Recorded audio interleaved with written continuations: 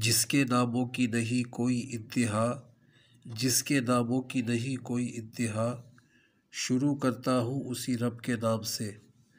अस्सलाम वालेकुम नाज़रीन, मैं हूँ Shaukat Khanzada. English hand writing के तीसरे लेसन के साथ, जैसा कि आप जानते हैं कि हम 2 लेसन अल्हम्दुलिल्लाह कामयाबी के साथ मुकम्मल कर चुके हैं। आज हम तीसरा लेसन सीखेंगे। इससे पहले जो 2 लेसन थे उसमें हमने बुनियादी लकीरों के बारे में सीखा था। 2 लेसन में हमने 4 बुनियादी लकीरें सीख चुके हैं। आज हम हल्केदार शक्लें सीखेंगे। तीसरे लेसन से छठे लेसन तक हल्केदार शक्लें होंगी। आज तीसरा लेसन है। इंतहाई अहमियत का हामिल ये लेसन है, क्योंकि इस लेसन में हम एक अहम शेप सीखेंगे जो कि काफ़ी अल्फ़ाबेट में आता है। A, B, D, G, Q, P वगैरह में ये इस्तेमाल होता है ये शेप। लिहाजा इसको निहायत गौर और तवज्जो से सीखिएगा। सबसे पहले हम देखेंगे कि इसको शुरू कहाँ से करना है, कहाँ ख़त्म करना है। इस हल्केदार शक्ल को कहाँ से शुरू करना है और कहाँ से घुमाकर कहाँ पे ख़त्म करना है। इसकी मूवमेंट गौर से देखिएगा, क्योंकि मूवमेंट जो है वो निहायत अहमियत की हामिल होती है। इससे बहुत लिखने में आसानी हो जाती है अल्फ़ाबेट को। तो ये देखिएगा कि ये कहाँ से शुरू हो रही है, कहाँ पर ख़त्म हो रही है। दूसरे नंबर लाइन के थोड़ा सा नीचे से इस हल्केदार शक्ल को हम शुरू करेंगे। इस तरह बिल्कुल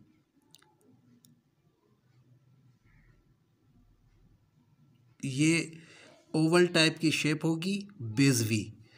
सर्किल इसको हरगिज़ मत बनाइएगा, और ना इसको बहुत बारीक करना है और ना इसको ज़्यादा मोटा करना है। मीडियम शेप में, यानी कि नॉर्मल शेप में इसको रखना है।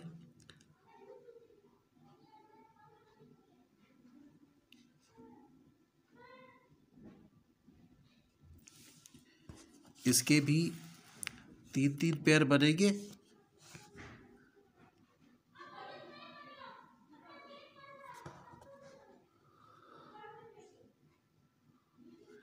एक पेयर में 3 शेप और एक लाइन पर 3 पेयर।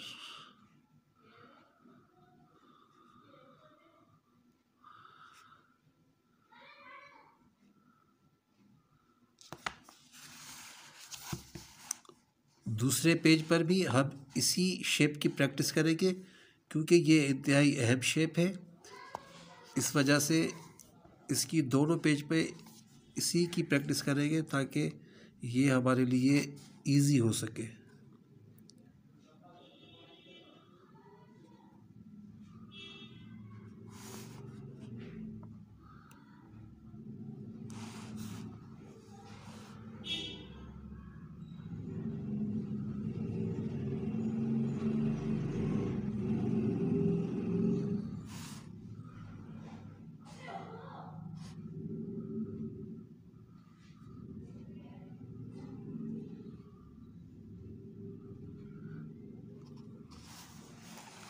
आपसे गुजारिश है कि आप कमेंट्स में बता दीजिएगा कि इस लेसन में आपको क्या मुश्किल पेश आई, या क्या बात, कौन सी बात समझ में नहीं आई।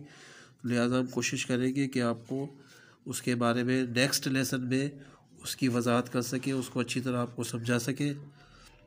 और काफ़ी नाज़रीन के जहन में ये सवाल पैदा हुआ होगा कि आखिर हम हल्केदार शक्लें या बुनियादी लकीरें क्यों सीख रहे हैं, हम डायरेक्ट अल्फ़ाबेट क्यों नहीं सीख रहे।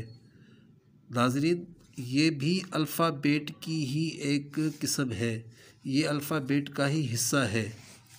ये जो बुनियादी लकीरें हैं और हल्केदार शक्लें हैं, ये भी अल्फ़ाबेट का ही हिस्सा है।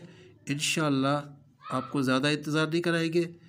कल नेक्स्ट लेसन जो होगा, चौथा लेसन होगा, तो चौथे लेसन में हम आपको इंशाअल्लाह ये बता देंगे कि ये बुनियादी लकीरें और हल्केदार शक्लें हम क्यों सीख रहे हैं। लिहाजा नेक्स्ट जो लेसन है, चौथा लेसन, वो इंतहाई दिलचस्प और अहमियत का हामिल है।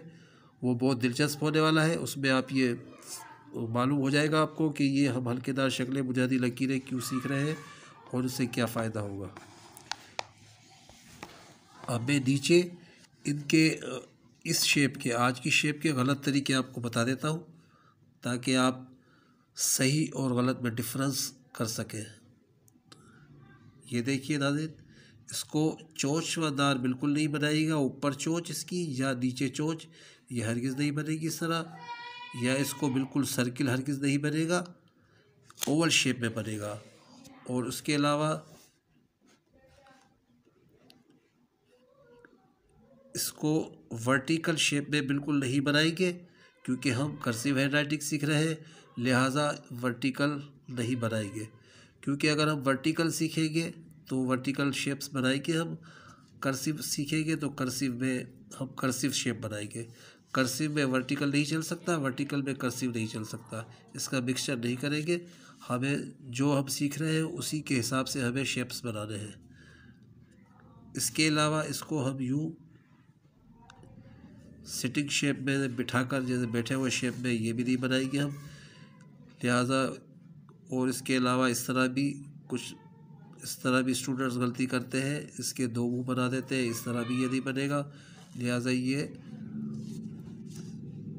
इस शेप में बनेगा, सीधे वर्टिकल शेप इसमें, कर्सिव शेप में और ओवल, इसकी डायरेक्शन कर्सिव होगी। ठीक है नाज़रीन, आज की खूबसूरत बात, एक चीनी कहावत है कि अगर आप 1 साल के लिए फ़ायदा हासिल करना चाहते हैं तो आप फसल उगाएं, अगर आप 10 साल के लिए फ़ायदा हासिल करना चाहते हैं तो दरख्त लगाएं, और अगर आप हमेशा के लिए फ़ायदा हासिल करना चाहते हैं तो तालीम याफ्ता लोग पैदा करें। इजाज़त चाहूँगा इस दुआ के साथ कि जहाँ भी रहे खुश रहे, आबाद रहे, अल्लाह ताला की हिफ्ज़ व अमान में रहे। अल्लाह हाफ़िज़।